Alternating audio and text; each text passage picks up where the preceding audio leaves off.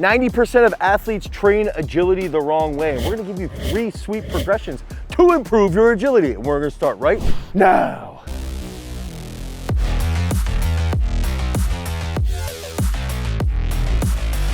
Okay, so a lot of athletes just get right into doing wild and crazy agility work. And what ends up happening is in one session, they might not prep as well as they possibly could to elicit the best response. Or over the time frame of their periodization of their training, they dive into crazy exercises and they get hurt. So one thing that we need to do is understand progressions and understand how to build up to specific points. And then look at those points as levels. You're working through levels on a video game, but that video game is actually your athletic life. We're gonna start off right here with a very simple progression. So we're gonna do side band walks. Let's say you do 2 to 3 sets. You're trying to really open up those hips, feel those quads a bit, feel the glutes. Try to feel what that's doing. Try to feel this open here. Try and decelerate here, okay? Back and forth. Feel that position. And then what the whole goal would be is that we wanna feel that transfer to a more dynamic movement. So that leads us into a simple agility exercise, okay? And that's where we're gonna have our power elastic here, our strength band.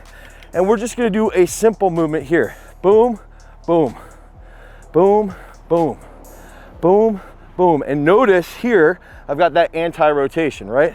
This is gonna help that trunk control on this side, okay? And then I'm gonna squeeze through the glute when I land, boom, easy. Some athletes are gonna look at this and be like, oh, well, that's not as cool as some of the crazy stuff I see Joel Seaman do, so I don't wanna do it. Joel Seaman does have some really good exercises, by the way. Here, come back, here, come back. Now, notice, let's say I do 3 to 4 sets.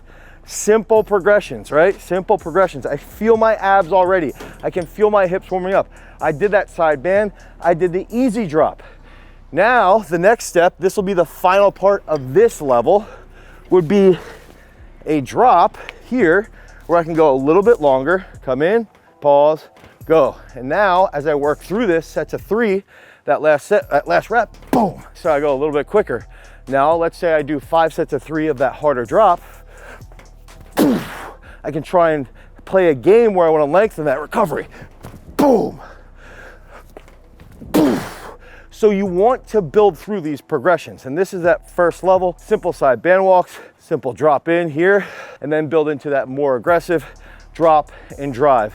And that's a key to improving that agility. Well, now we're getting into the next level of progressions. Remember, that's the whole goal when we're talking about agility. Build into these advanced movement patterns. That's exactly what we do inside of Peak Strength. You guys work through different phases. And if you select that you want to train for football or soccer or lacrosse to improve that agility, now those specific programs are laid out based off of periodization and getting you through these progressions. So the next exercise is going to be a side drop. Here, boom. Okay, here, boom, nice and easy. Here, boom, pause here, boom.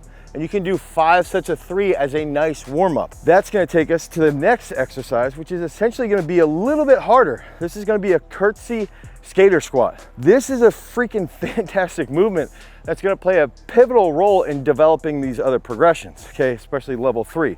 So we're gonna put our left foot here, and I want my right knee to cross and come back up, cross and come back up. Now, notice this foot is not touching.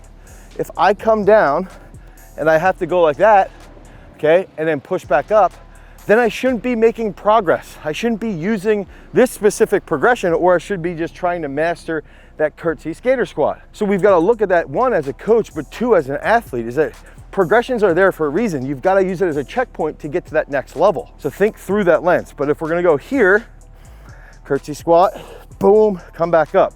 Now, when I rotate, I can feel this hip, okay, really in the quad quite a bit, and you can see my ankle dorsiflexion when I get down to here. And if I want to cut rapidly, I'm gonna have to use this to get out of that position. So that takes us from the drops to the curtsy skater squats. Now, my #1 reflexive movement is the Lynch cut series. So we're gonna go here, pause, boom, jump.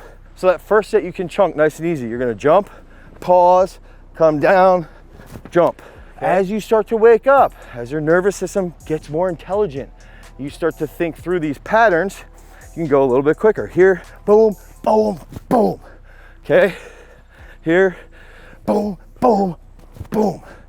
But we want to use this agility progression to improve your performance out on the field so you can get out of that cut a little bit quicker.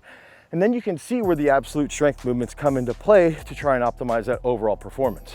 So we're gonna go into the next level of advanced progressions. So we did the first level, that was pretty easy, but still good that we need to work through. Second level got harder. Lynch series is hard. So where our starting point is gonna be a little bit more advanced.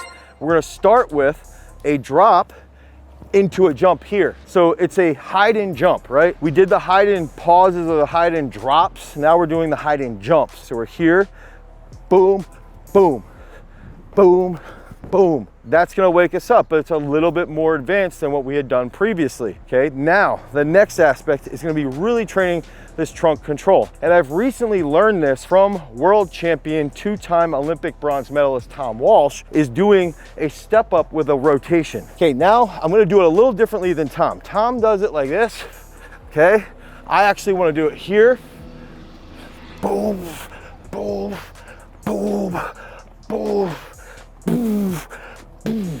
Now, you can feel that so much in your glutes and in your abs. I freaking love that. And it's gonna force you to be a little bit more stable so that when you're running and cutting, you're gonna be a little bit more focused. You're not gonna collapse. It's a really, really hard unilateral plyometric with a little bit of reflexive work. Now we're gonna get to the plyometric. So this is the last progression here, and we're gonna focus on a drop, a side, boom, boom, boom. And you can get creative. So that might be the first round. Drop, drop, boom. And then we could even get a little bit more creative where you're going landing double leg and doing another bounce. So you go here, boom, boom, boom, boom. And you can even add one more round, okay? You could go side drop, here, boom, boom, boom. So you can get creative with your mind, to get creative with your body, and you use these progressions. Make sure that you understand the level that you're on. The big key factors that a lot of people look at agility and they want to dive right to the hardest level, but that's where you're going to get injured or you're not going to improve your motor mechanics. So make sure that you understand these concepts. This is what we do inside of Peak Strength. We got over 700 different exercises, 5 specific days of training with over 36 different sports that you can build upon. Head over to peakstrength.app, the Google Play Store, the Apple iOS Store. You can download Peak Strength today and get 5 free days of training. Because remember, freaks, if you want to become a champion, you've always got to cultivate your power. Peace.